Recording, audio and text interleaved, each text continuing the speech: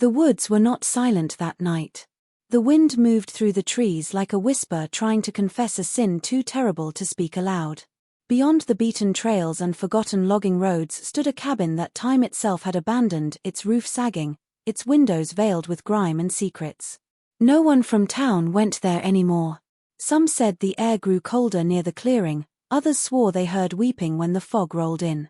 When a ranger followed a thin column of smoke rising from that direction, he thought it might be a lost hunter or a vagrant. But as he drew closer, something in him began to twist, that primitive sense of danger, the kind that warns you to turn back before the forest swallows you whole. Through the glass, behind a curtain of dust and cobwebs, he saw her. A girl, pale, trembling, her eyes wide with a fear that seemed older than her own life. And then, she was gone. The door creaked open on its own, a slow moan that carried across the stillness. Inside, the air was heavy with the stench of rot and something else, something human. On the walls, faint carvings marked the wood, dates, names, and the word father repeated over and over, as if written by a trembling hand desperate to remember or forget. What began as a routine patrol soon became the unearthing of the most horrifying secret ever buried in those mountains, a family bound not by love, but by the chains of their own blood. The first sign that something was terribly wrong came one cold autumn morning when Ranger David Hale noticed a thin, almost ghostly column of smoke curling up through the trees in a part of the forest no one had entered for decades. It was an area locals called the Hollow, a stretch of wilderness where compasses spun aimlessly and radios fell silent. He had patrolled these woods for years and knew every cabin, every hunter's path, every campsite. But this smoke rose from a direction that should have been empty, no road, no trail, not even an old logging route. The morning mist clung to the ground like a warning, yet curiosity drove him forward. He followed the smoke, weaving through skeletal trees, his boots crunching over dead leaves that muffled the world into stillness. As he advanced deeper, he began to notice strange signs. A rusted tin can nailed to a tree with what looked like initials scratched into it, bones of small animals hanging from branches, and faint footprints half erased by the damp earth, smaller than his own, but heavier than a child's should be. By the time he reached the clearing, the air felt different, thicker, as though he had stepped out of time and into something untouched by it. The cabin stood there, a rotting thing swallowed by ivy and moss, its chimney still breathing the smoke he had seen from miles away. One of the windows was broken, and behind the jagged glass he saw the faint movement of a curtain. At first, he thought it might be the wind, but then he caught sight of her, a pale girl, thin as bone, with tangled hair that looked like it hadn't seen sunlight in years.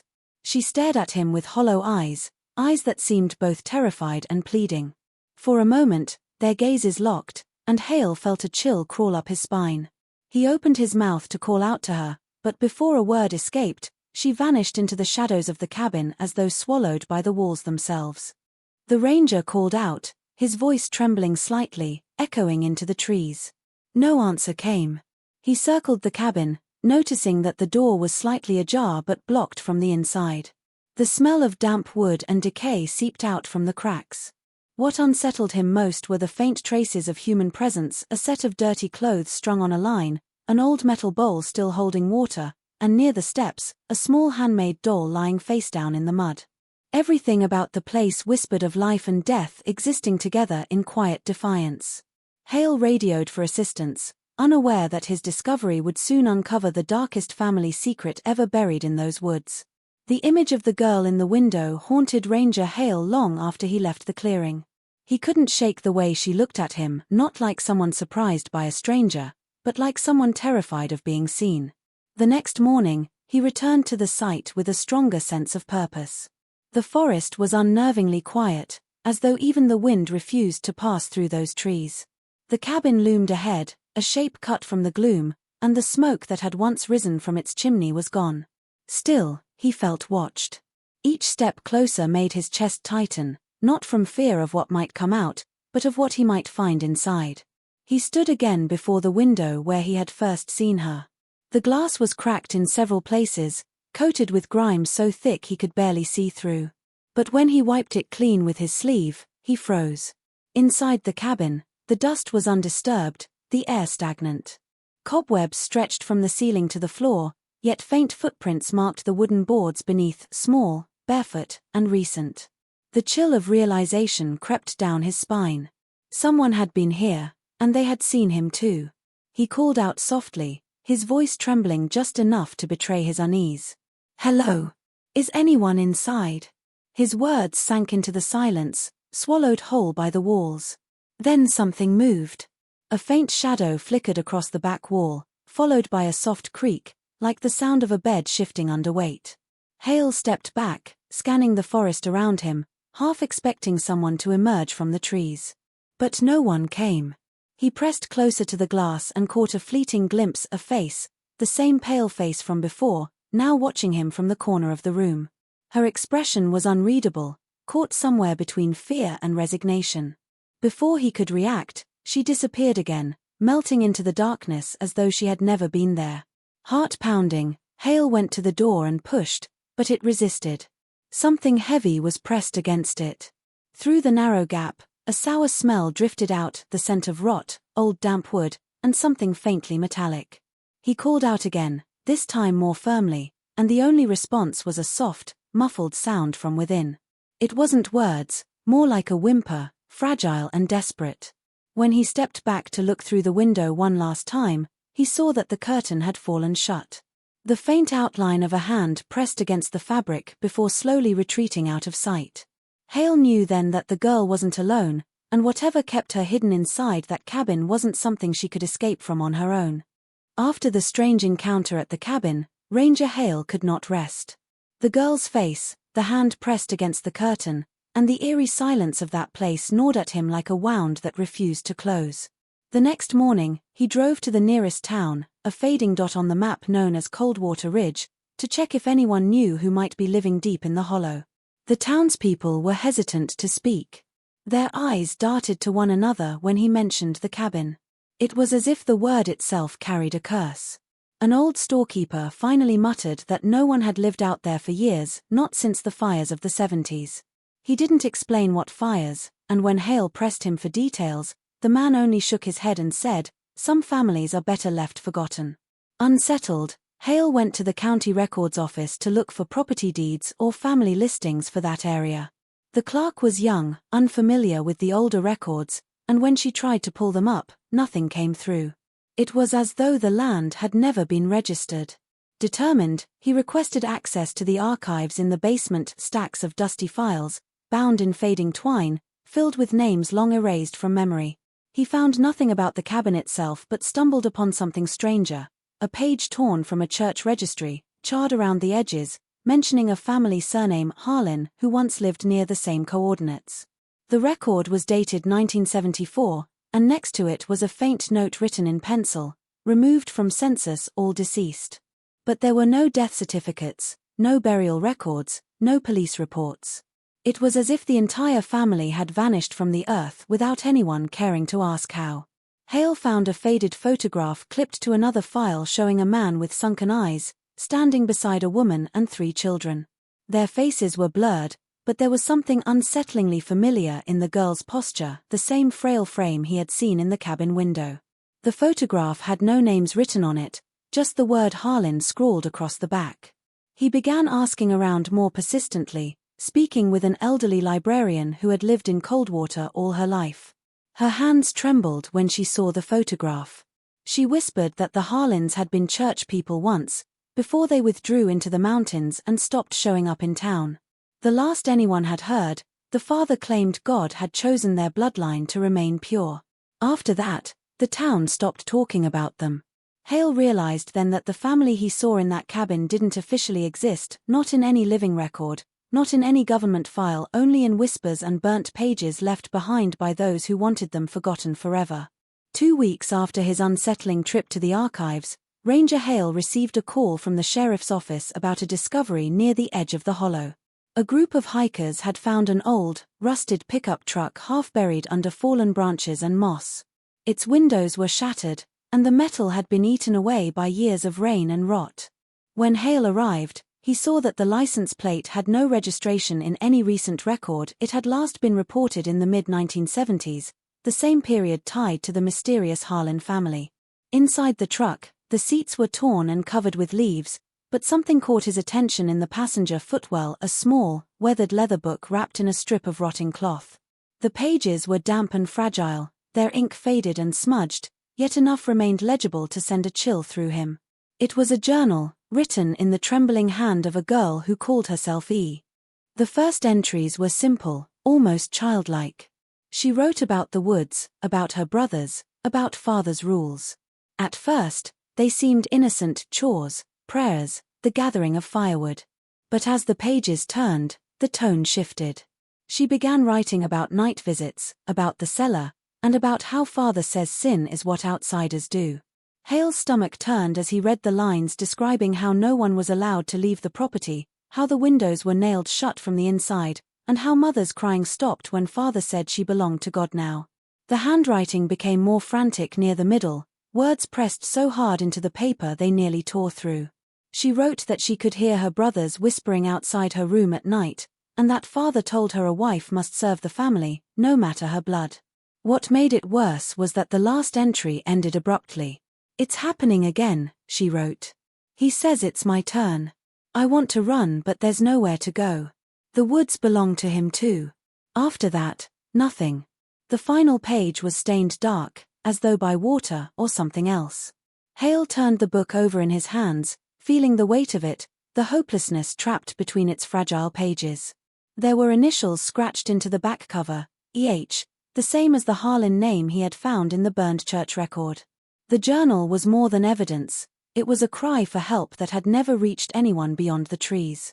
Hale closed it gently, realizing that the girl he saw in the cabin might have been the same one who wrote those words, or perhaps the daughter of someone who had lived through the same horror. Either way, the forest was keeping secrets that refused to stay buried. The discovery of the journal spread quietly through Coldwater Ridge, stirring whispers that hadn't been heard in decades. Most townsfolk still refused to talk about the Harlan family, but one name kept coming up whenever Hale pressed for answers, a woman named Martha Lawn. She had once worked as a midwife in the region before age and sickness confined her to a bed in a small care home on the outskirts of town. Hale went to see her one gray afternoon, hoping she might remember something about the family. The nurse warned him that Martha's mind drifted in and out, but when he mentioned the name Harlan, her cloudy eyes sharpened with sudden awareness. She reached for his hand and gripped it tightly, her voice trembling as she whispered that she had been there, that she had delivered their children. She said the Harlans lived far past where the road dies, deep in the woods where the sun seemed afraid to enter. They called for her only at night, and a man she knew only as Father Harlan would meet her at the edge of the hollow, leading her blindfolded the rest of the way. She never saw the path they took, only remembered the smell of damp soil and smoke clinging to the air. Inside the cabin, she said, everything felt wrong. The windows were covered with heavy boards, and the air was thick with the sound of murmuring prayers. The women she delivered for were always quiet, their eyes wide and distant, as if their souls had already slipped away. She told Hale that the first time she went, she thought she was helping a poor, isolated family. By the third visit, she knew better. Martha's voice cracked as she described the children she delivered, 7 in total, all sickly, their features too alike. The mother never spoke, not once. The father insisted that the births were divine gifts, that the bloodline must remain clean. When Martha protested, he quoted scripture twisted into something unrecognizable and warned her never to speak of what she had seen. She tried to stop going, but one night he came to her house, standing in the rain until she opened the door. He said the 8th child was coming, and if she didn't help, God would take her instead. Tears ran down her withered cheeks as she told Hale that the last child was born lifeless. She buried it herself behind the cabin, using her bare hands because the father refused to touch the soil. After that, she never went back. Hale asked what became of them, but Martha only stared past him and whispered that some families don't die, they sink into the woods and wait. When he left, the nurse said she had never spoken so clearly in years. Hale drove back in silence, the old woman's words echoing in his mind, each one a fragment of a horror that was no longer just a rumor. After the midwife's confession, the story began to spread like a sickness through Coldwater Ridge. It wasn't loud gossip or open conversation, but quiet murmurs exchanged behind closed doors and over flickering porch lights. People who had once claimed to know nothing now remembered strange details, the sounds of chanting that drifted through the hills at night, the smell of burning animal hides carried on the wind, and the way the woods sometimes echoed with cries that weren't quite human. It was as if the forest itself had been trying to tell the town what it had swallowed years ago. They called it the Curse of the Hollow, a name spoken with equal parts fear and superstition. Some said the Harlins had angered God, others believed they had invited something darker, something that demanded blood to keep their family alive. Hale listened to every story he could, scribbling down fragments that never seemed to fit together. One man swore he had seen a girl wandering near the creek at dusk, her hair tangled with mud and twigs, her feet bare even in the snow. Another woman told him that her grandmother forbade children from playing near the tree line because the woods had eyes. No one could say exactly when the Harlins disappeared, but everyone seemed to know that the forest changed after they were gone. Crops near the ridge failed without reason. Animals vanished. The old church that once stood at the edge of town was struck by lightning and burned to the ground. The preacher at the time called it divine punishment, but others whispered it was the Harlins reclaiming what belonged to them.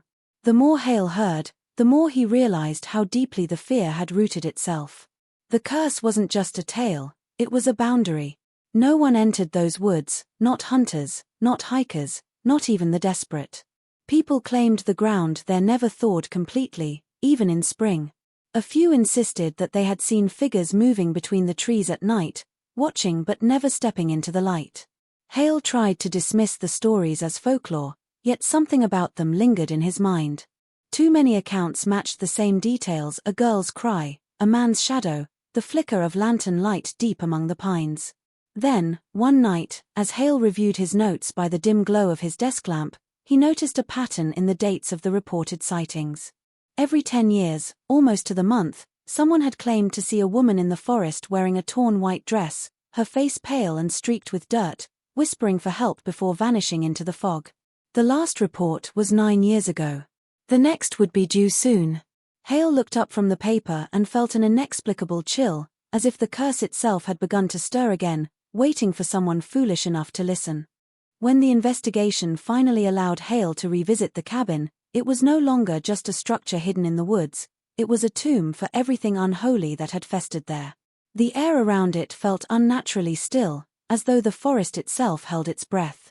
The door had been forced open during the first search, revealing a room stripped of life, overturned furniture, rotten bedding, and walls etched with deep scratches that looked more desperate than violent.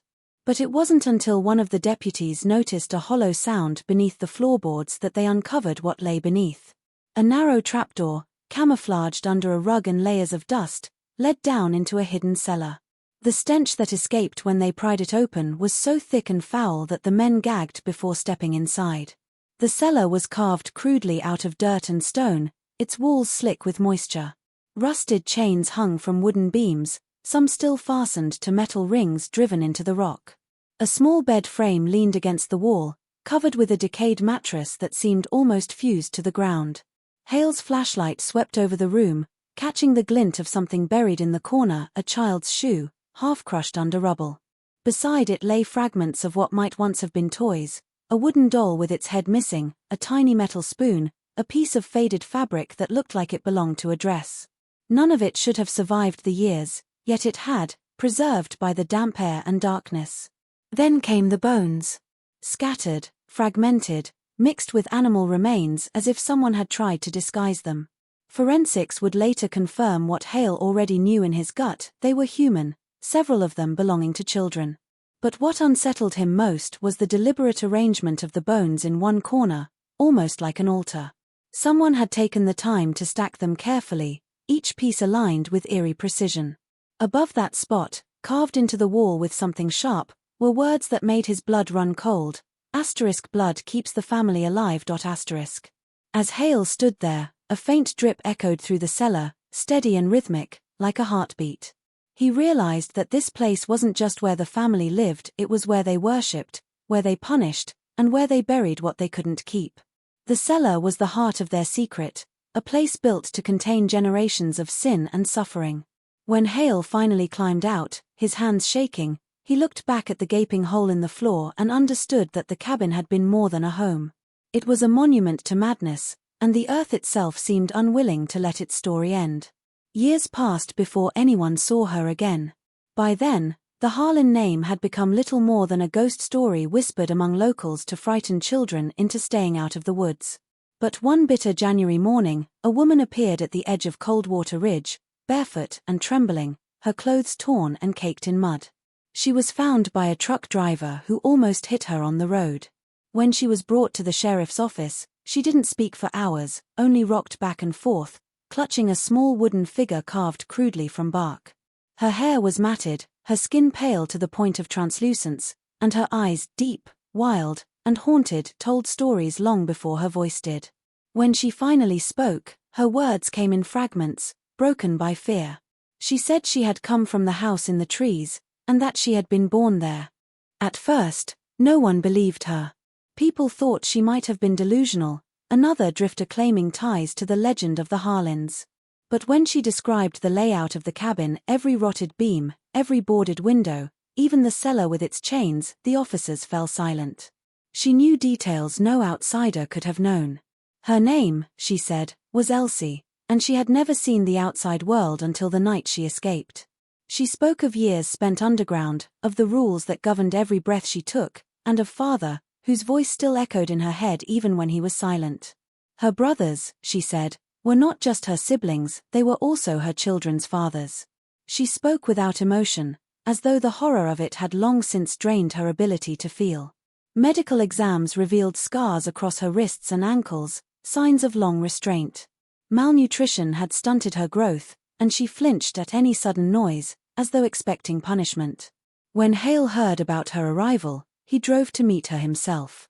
In the sterile light of the hospital room, she looked smaller than he remembered the girl in the window being, but there was something familiar in her face, a shadow of the same helplessness that had haunted him since that day in the woods. She told him she had escaped one winter night when the roof caved in under snow and the others didn't wake. She had walked for days without food or direction, guided only by the faint sound of a church bell she'd never seen before. When Hale asked her what made her finally run after all those years, she stared at him with empty eyes and said, "Because he told me I was next to be the mother again." When the doctors and investigators began examining Elsie's story, they expected fragments of delusion or trauma-induced fantasy. But the evidence refused to fit that explanation. Every physical detail she provided matched what had been found in the Harlan cabin, the hidden cellar, the carved inscriptions, even the placement of the bed and the crude altar of bones. Yet the most damning truth came when they decided to confirm her identity through DNA testing. Samples were taken from the remains discovered beneath the cabin and compared to her blood. What the lab results revealed left even the most seasoned forensic analysts speechless. The genetic mapping showed layers of inbreeding so severe that the family tree had collapsed into itself. The man she called her father was also her grandfather. Her mother had been both her aunt and her sister. Her children, those she claimed to have born in the cabin, were genetically both her offspring and her half-siblings. Every branch of their bloodline led back to a single name, Harlan. The scientists said the genetic structure was so deteriorated it was almost incompatible with life. Severe deformities, mental decline, and congenital disease were inevitable across generations. It wasn't just incest, it was isolation weaponized by fanaticism. The tests also revealed something else, multiple paternity matches for the children's remains found in the cellar. The same male DNA repeated through every case, proving that the patriarch of the Harlan family had fathered every child, including those of his own daughters. It was a closed system of horror, a cycle where blood was worshipped as purity and sin was renamed devotion. When the results were shown to Elsie, she didn't seem surprised. She said she had always known they were all the same, that father said outsiders' blood was poison. She spoke of lessons carved into her mind from birth, that the world beyond the forest was evil and that the family must remain untouched to survive God's wrath. Hale sat across from her, listening in silence as she recited the family creed word for word, her tone flat and mechanical. He realized she wasn't repeating a memory, she was repeating scripture. The authorities tried to locate any surviving relatives, but none existed.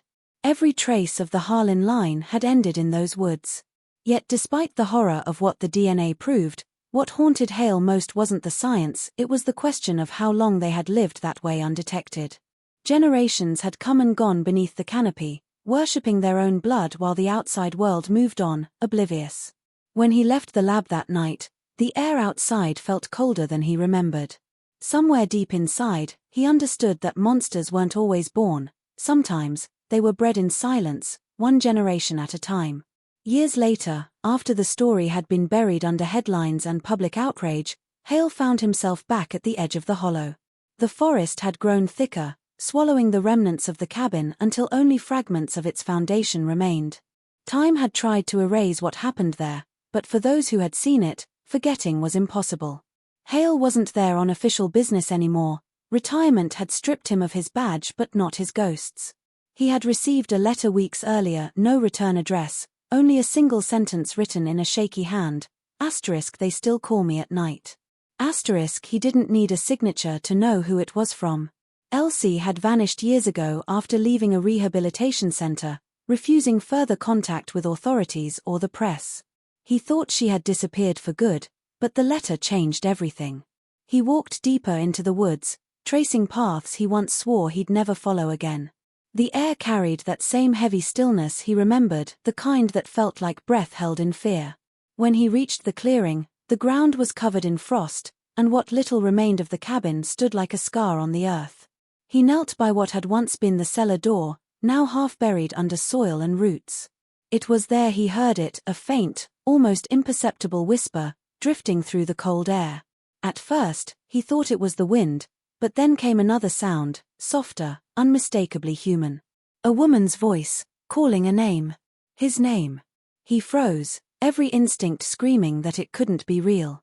Yet the voice came again, trembling, pleading. "David, help me." It was Elsie. Or something that sounded like her. He stepped back, his flashlight shaking, the beam cutting through the mist that now seemed to rise from the ground itself. For a brief moment, he saw her standing among the ruins, her face pale and hollow, her hair loose around her shoulders. She looked just as she had the day they found her, not a single day older. Her lips moved, but no sound came out this time. Then, as he blinked, she was gone. Hale stumbled away, heart pounding, refusing to look back. He didn't stop until the trees thinned and the road appeared ahead. When he reached his truck, he noticed something that made his blood run cold, a small wooden figure lying on the hood, carved from bark, just like the one she had carried years before. He picked it up with trembling hands, recognizing the initials carved on its back, **** that night. As he drove away from the hollow for the last time, he swore he could still hear her voice carried on the wind, whispering from beneath the frozen earth, calling for the father who would never answer again.